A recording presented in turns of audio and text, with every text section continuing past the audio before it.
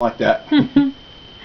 So I like Bruce. okay, I'm working at Boeing, and we're in this office. It's called PPI, presentations, proposals. We're hustling. We're trying to sell airplanes. Is what we were trying to do. We were the sales department. Really? But we were graphic designers, and there were photographers, and that's where computer animation started through Boeing, and it was a great place to work because there's just powerhouse people all around you. And one guy that I worked with, who was half Sioux Indian and half German, and he was raised in Yakima, was a man named Bruce Hoffman.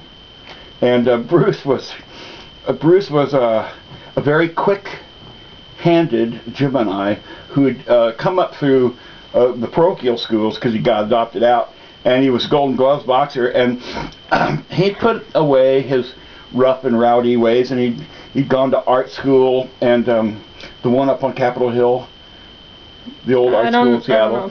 I forget. He went there and got his degree, and anyway, he was a pretty good graphic designer, and he liked to go out drinking after work, of course, even though he was married at the time. Did you feel that earthquake? Wow, that was a bad one. And Bruce had a habit of, when he went out drinking, like, he didn't go to the U District where he might run into some intellectuals, or he didn't go to the Central District where he might run into some drugs.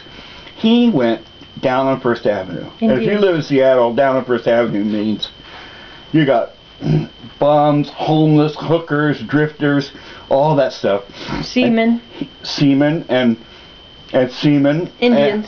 And all of those people. And so Bruce loved to go. For some reason, Bruce, well, I think it was because he's half Indian, he liked girls of Asian persuasion.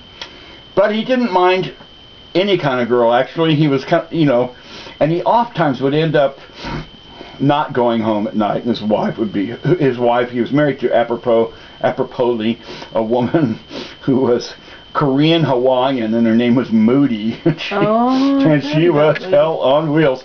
So anyway, Bruce would come to, with his tail tucked between his legs, he'd come to work the next day and tell you all the stories. Well, there was a man who had joined our group quite late after all we were there for a long time, and he'd come up from the deep south of Georgia, and he was a man who exhibited a great deal of prejudice against certain minorities in this country, and he was a typical Southerner, and he had the Southern accent and the whole 9 yards, and even though he was Swaven DeBoner and all that, and being a part of our group, he still had this very bad prejudice toward blacks. And so Bruce had met this black woman, and he'd been seeing her regularly. Okay.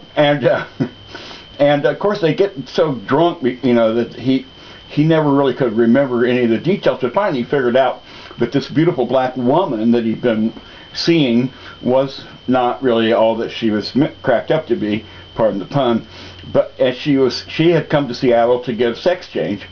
She was a he, and she had breasts, but she didn't have the full job done. So Bruce thought, he said,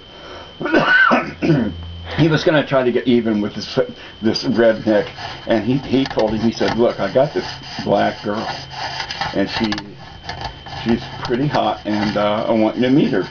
And the guy's just beside himself, because even though he professes on one hand to not like American Negroes, on the other hand he loves the women.